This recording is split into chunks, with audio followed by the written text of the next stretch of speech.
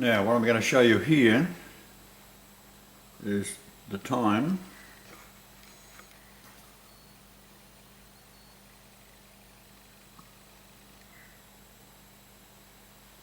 That's 8:10 UTC. Now we're going to go forward, and what you'll see is it's getting lighter. So that's 8:20. It's lighter again, 8:30. Now, what they've got here, you would think, well, what is it? It's daylight.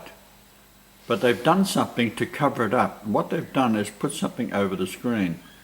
And I'll show you what happens. I'll wait till it happens first.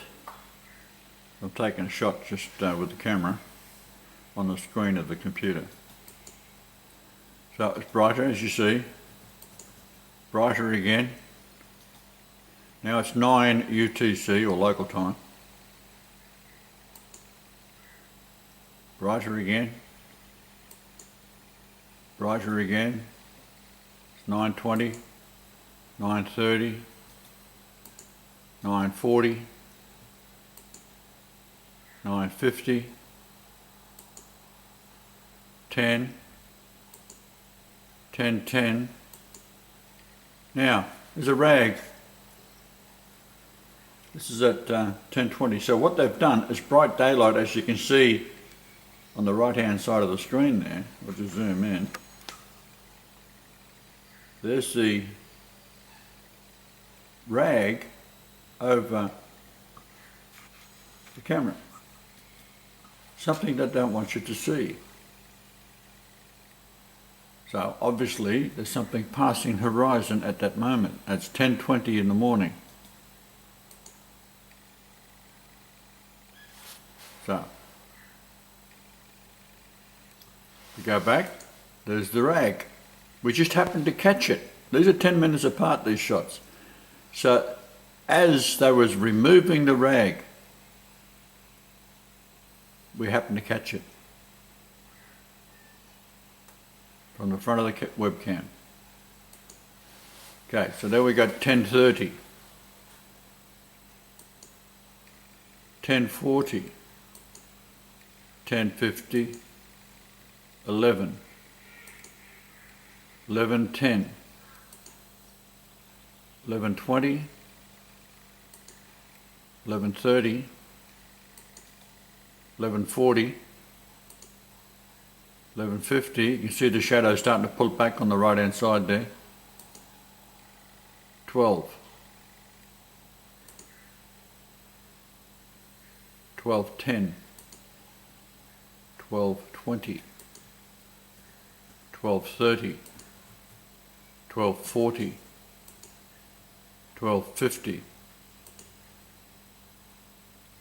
1300.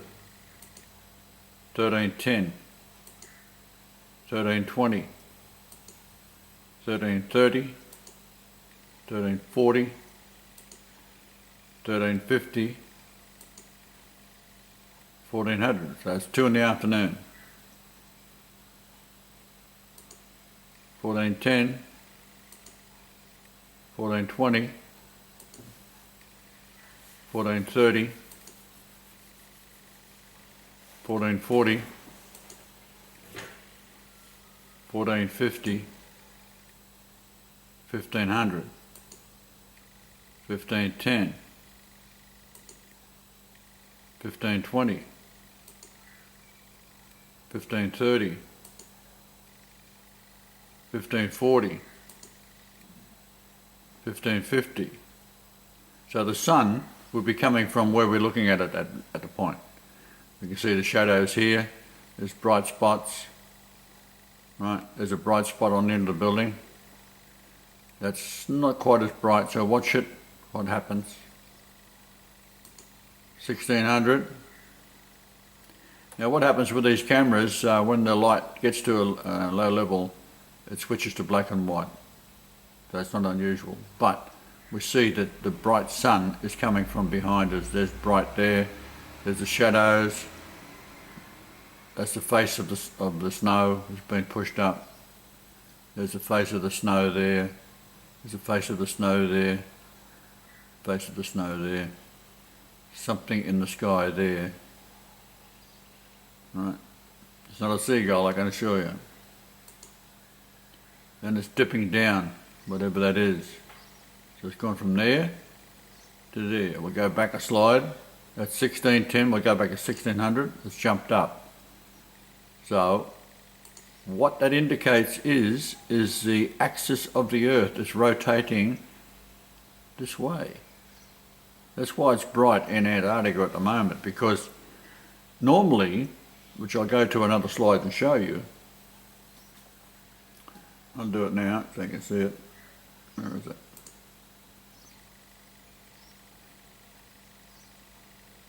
Oh, come on, be nice.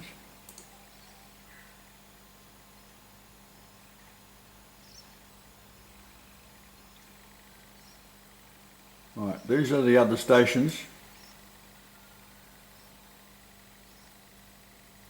Right, that should be dark as well. This is, we'll go out a bit. Okay, this is Niemayer. It's sunlight. 1, 2, 3, 4, 5, 6, 7, 8 slides at that point. Now these, so we've got 8 in the morning here, 8 to 11. This one is 12 to 1500, that's 3. This is 16 to 1900. You can still see there and there, but this is a few days ago I took that. This one here is one of the other stations. It's an Australian station, and there's another one there. These should be all in the dark.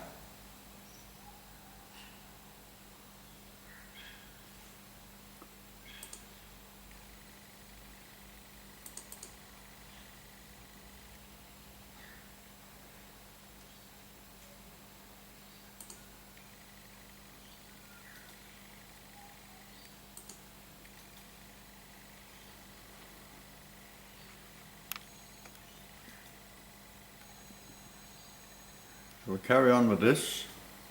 The time is 16:10. 16:20. Remember what I was saying here? This little thing's going on at an angle. That shows the rotation of the Earth. It should be going along the horizon. It's not. It's because the axis of the Earth is tilted over. Go back one. Right. Go back another. There's those two positions there. So we're going, this will disappear, then another one will show up. There. Now we've got a bright light here. That is very, very bright for this time of day. So what is it? It's so bright, we've got these spots up here. These are flares off the camera. Maybe not that one. That certainly is a flare.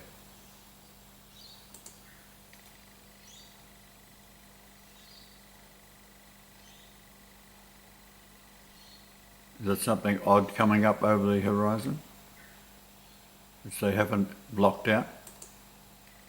Then it's gone. Lights come on at 1700. So we've got a time period of first light that they've got covered up, they don't want you to see, and that it's 8:10 in the morning. And then by 1700, so we've got nearly 9 hours. At 1730, it's quite dark. And the light is gone at 1730. You can see the lights of the building that's on. That's 1800. Now it's 1840, 1850, 1900. So we go through to midnight.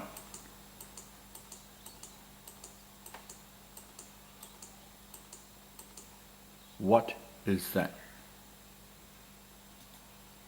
There's something bright shining on it from out in space. Not someone out there having a cigarette.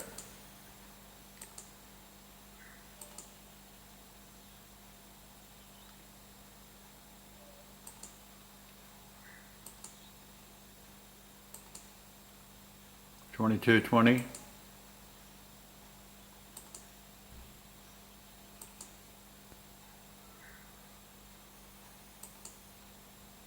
Now that's underneath the building, right?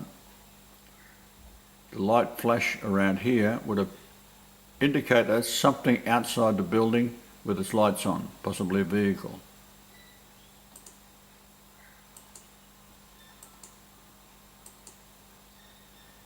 Why does it go like that?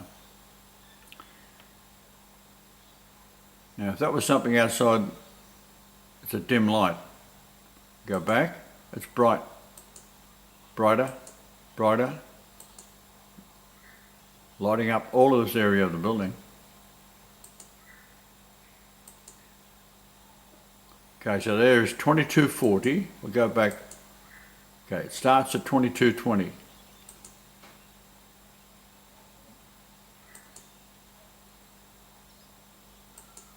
It's a half hour later.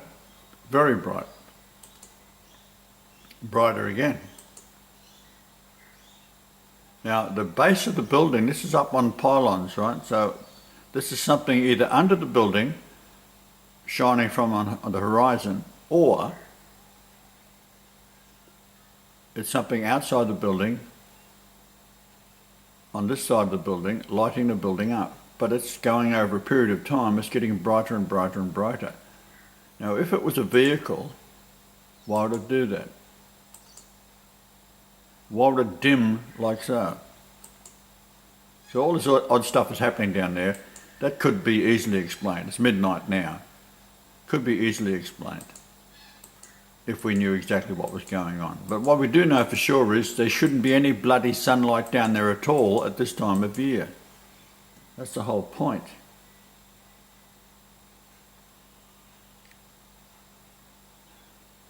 Now, my computer has been hacked through the night.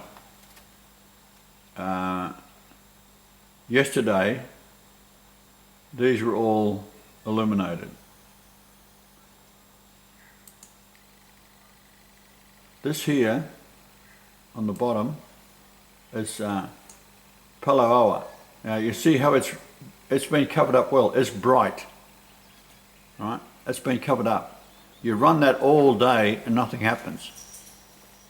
On the other hand, this one down here is another view of the same area, but it has all been blacked out.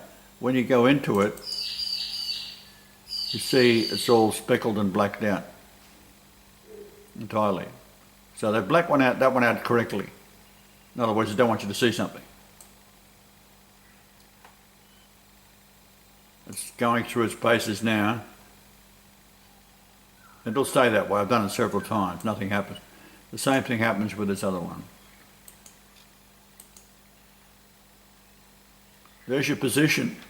70 degrees, 40.362. The distance to where I was born from this location is Rabboni.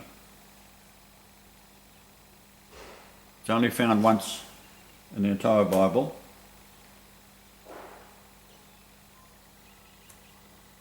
I'll see if I can find it.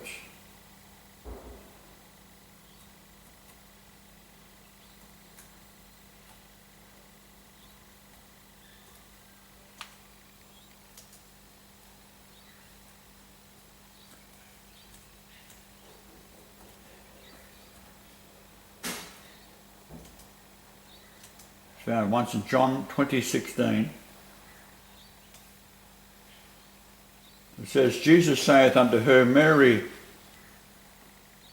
She turned herself and saith unto him, Rabboni, which is to say, Master.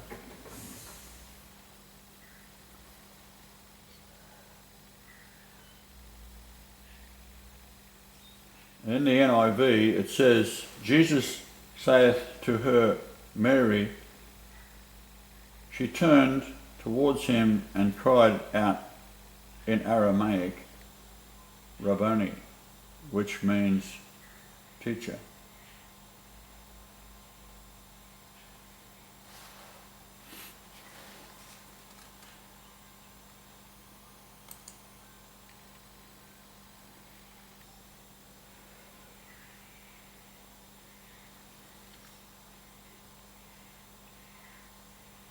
What I'm going to try and find here, which has been taken out of the computer, I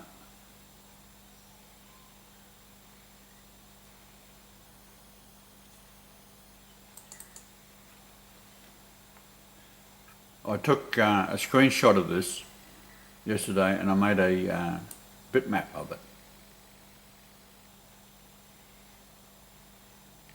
Alright, now what we have here is temperatures, but in particular I want to point out, and I'll zoom in a bit, this is the entire, that black line there, which I'll zoom in for you in a moment, but that is May, June, July. That number 31 is 1 hour, because they're talking how many days there are in a month. So it's May, 31 days. So it's 1 hour of sunlight and 23 hours of darkness. In June, there's no sunlight at all. And July, there's no sunlight at all. In August, it's 93 hours, so you divide that by 31, you get 3 hours of sunlight per day. If you go back to April, you're getting 3 hours of sunlight per day. You've got 30 days in April, 31 days in August. So I'll zoom in and just show you the zeros. There's the dates, look at them closely. There's June, go straight down.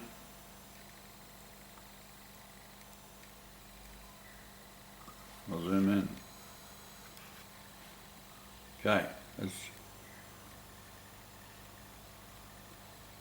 April, 1 hour per day. Sorry, 3 hours a day. What you do is you take the 90, you got 30 days in April, and you divide 30 into 90, you get 3 hours sunlight per day. So 21 hours of darkness. This one is 1 hour and 23 hours of darkness for May.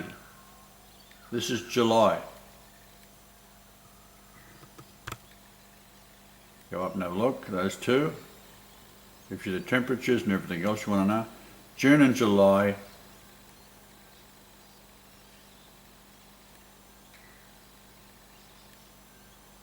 Darkness. August, 3 hours of sunlight. Then you go to the next month, which is September, got 180, so divide that by 30, and it gives you how many hours of sunlight. So that's what's happening down there. It is impossible unless the Earth is tilted over on its side. So therefore, what's happening, if this will work,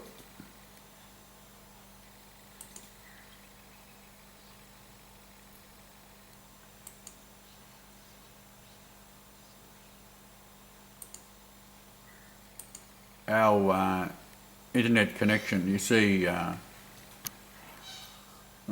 drifting off. I'm trying to close it down.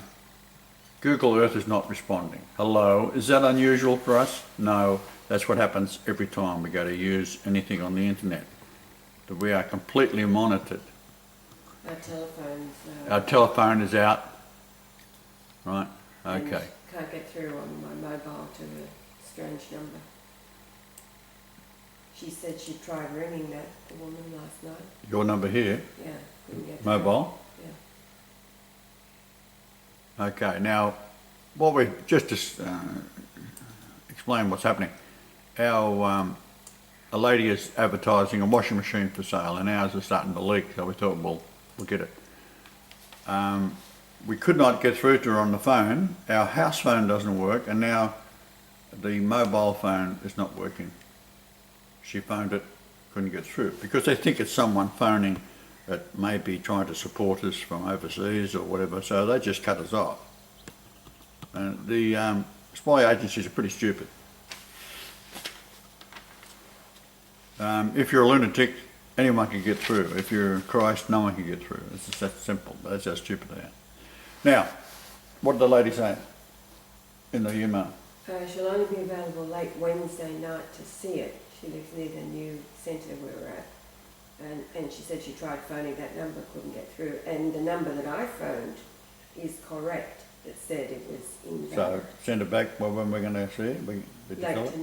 Tonight? Yeah. All right. What time late tonight? Well, she just said late Wednesday night, so I'll have to send her an email asking her time and her All right, address. well, tell her not to sell it. We want it. Okay. All right, so that's the kind of thing that goes on with us all the time. So, there's Google Earth. What I'm going to show you here is where South America is, which is there. And Nuemayer is here. So, I'll show you exactly.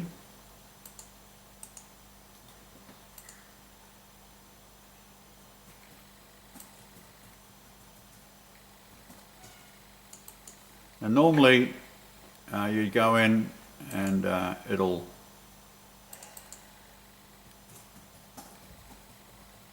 if I was to go into properties, for example, there it is right there.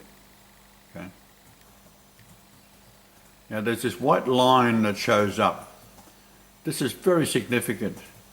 There's another little white dot over here.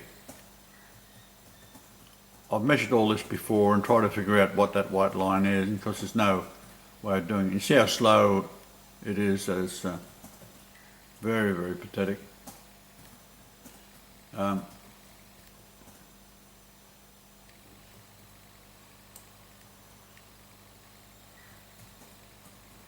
Now, normally you could zoom in there, if you was doing it on your computer, you could probably zoom in there and see the building, because you get street level, right? Point is, we have difficulty no matter what we do. Okay, there's actual, we're down on the ground now.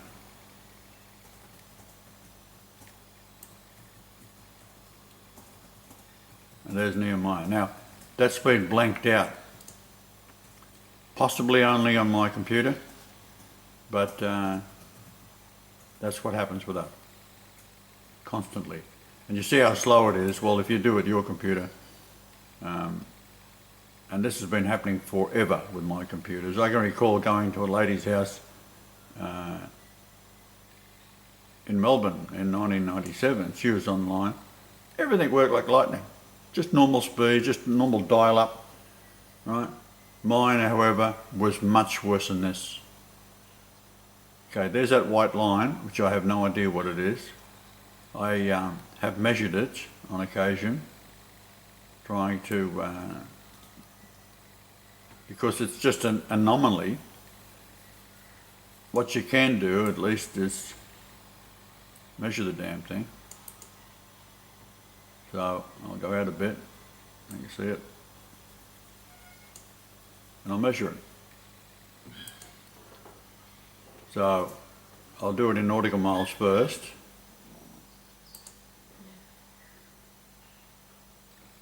Okay, that's 238.26 nautical miles. Now, because it is Google Earth, it's inaccurate. It'll be definitely inaccurate. The heading is 1164. So what I do when I'm looking at something like this, I'll go to the concordance numbers and look it up and see if it says anything.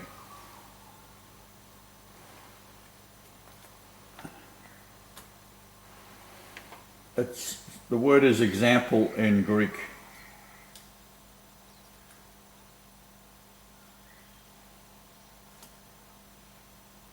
And grave in Hebrew, or a prayer. Figure that out.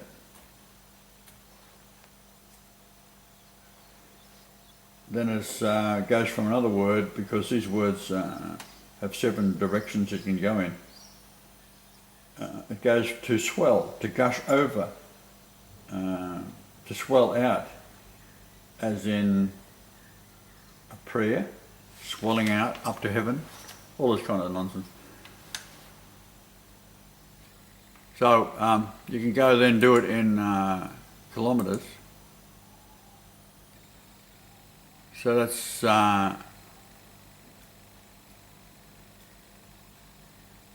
very close to 440.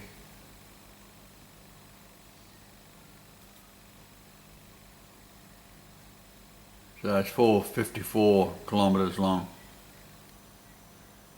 Right, then you go to miles.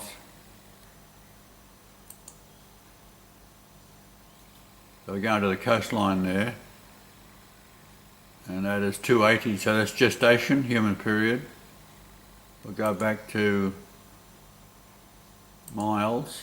We're going to go to the coast where the light starts.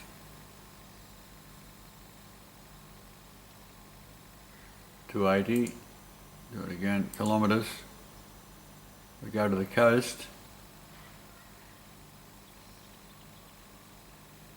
And it's a pyramid height, 454. Okay, so same thing down here. I'd go in and look at that closely to see if the light is there. And I'd put a waypoint on it.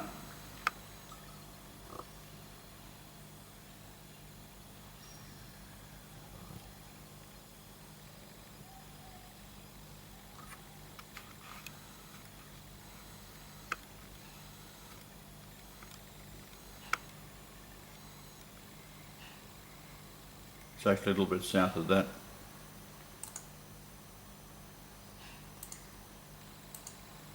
Do it again. Like a spear point.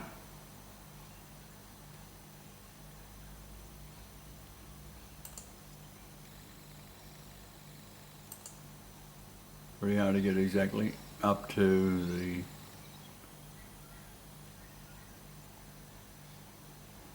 around 454 kilometres.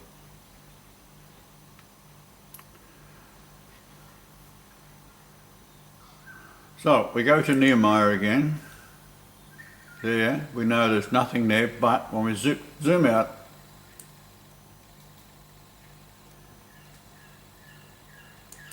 you've got the tip of South America. That'll be very dark as well down there. But what is happening is this. England, when we was there in May last year,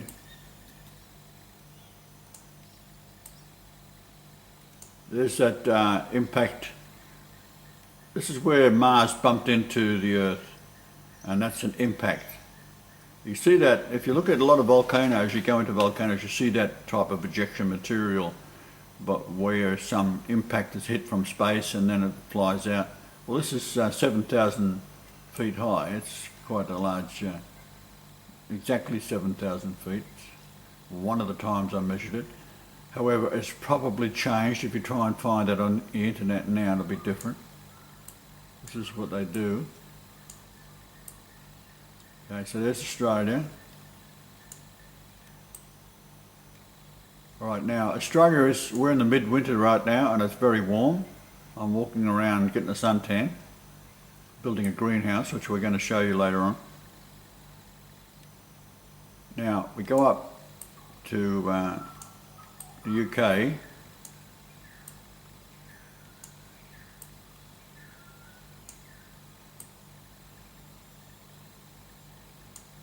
And when we was there, we was here. We saw the sunrise over here, go around over us, and then back down again. Why? Because we were like so, on top of the Earth. The axis was at this point. I'll zoom in and see if I can show you.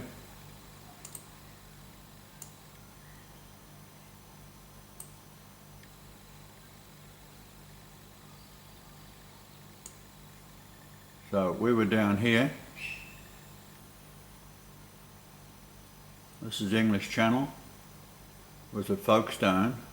We drove across here to Herne Bay, and we determined that the axis of the Earth was about here.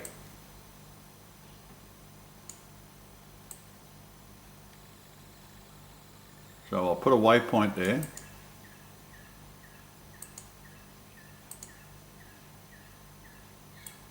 We're somewhere around this point there.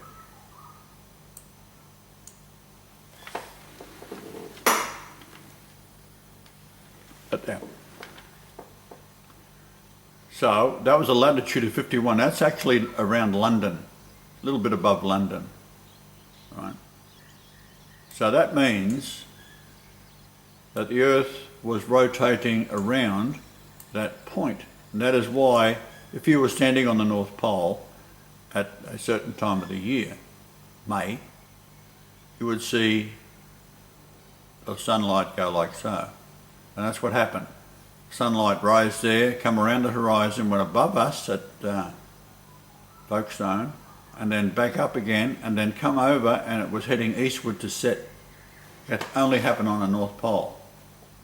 So, what have we got? The distance and the angle on July the 4th, the distance to the sun is the furthest away from the sun. So what happens is normally there's 23 degrees, 23.5 of your axis to be like so. Right. There's the South Pole down here. I better get it. Show you. There's the South Pole down here.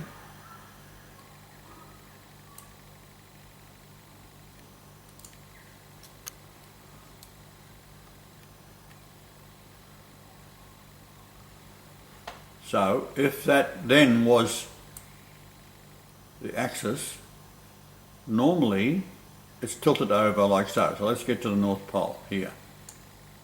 There's the North Pole. That's about the tilt towards the sun over here. Now the sun is further north than what the Earth is, because the Earth is pulled gravitationally behind the sun, and the sun is going northwards at 69,000 kilometres per hour, around 43,200 miles per hour. So, because of the distance is the furthest from the sun, and this is tilted over towards the sun, then you have in July summertime. Australia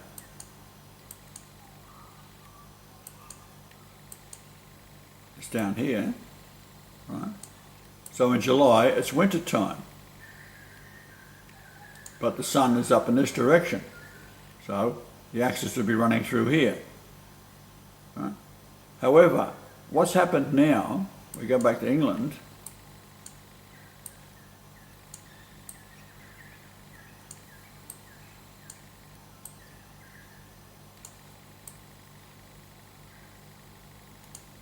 there's England there, there's England right there.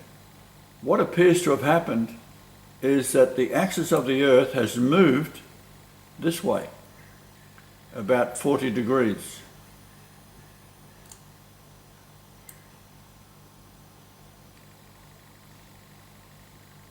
So it's like that. Here we have Antarctica. Here's the sun out here in July, and it's lighting up this area. Now Niemayer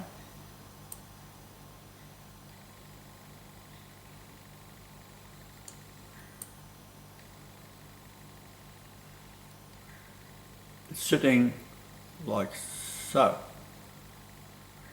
So now I'm going to try and rotate it, and sometimes you can do it with Google Earth. I'll rotate it on that angle. Okay. So from the sun's perspective, it's gone dark. Then it's starting to rise again.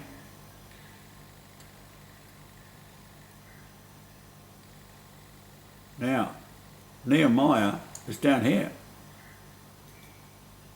And yet, at that moment, That's how what the shape is, because the England is tilted over. The axis of the Earth has gone this way. It's about 40 to 50 degrees off.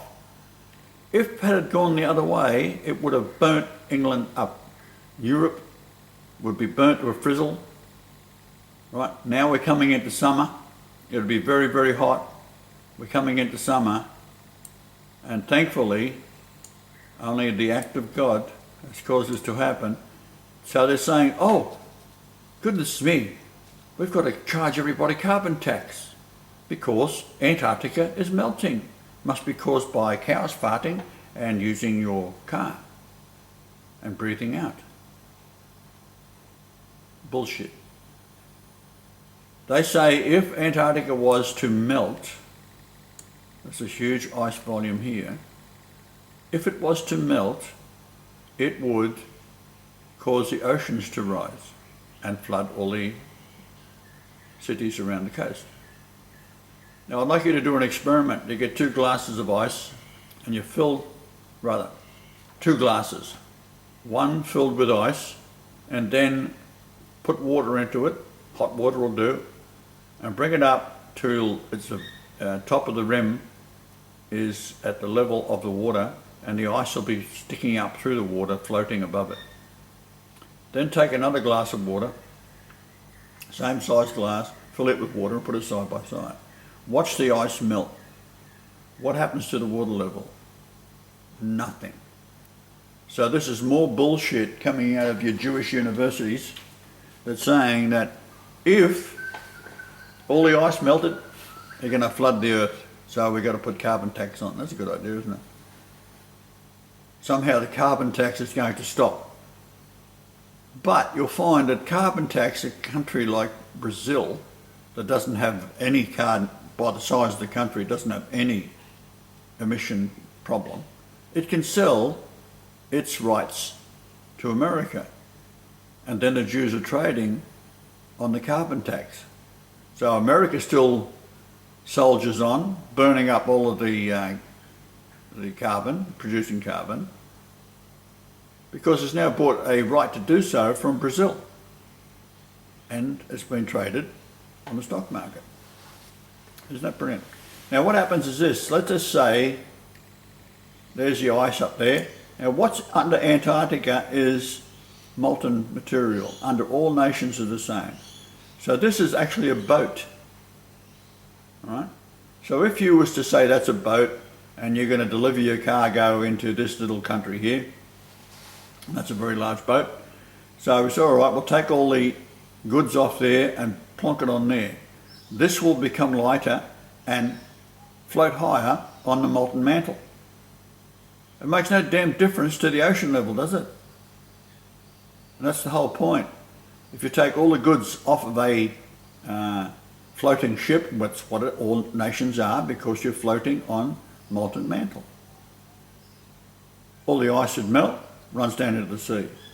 And what happens is, the land mass is now lighter. It's like a ship that's taken all this cargo off, and it floats higher on the sea. Not on the sea of water, on the sea of molten mantle, which is down about 25 to 30 miles below that. In fact, if it was that little white line there is about how deep it is till you get the molten mantle, 25 miles down. So if you want to have truth on any subject, ask me. If you want to have bullshit, ask anybody else. It's that simple.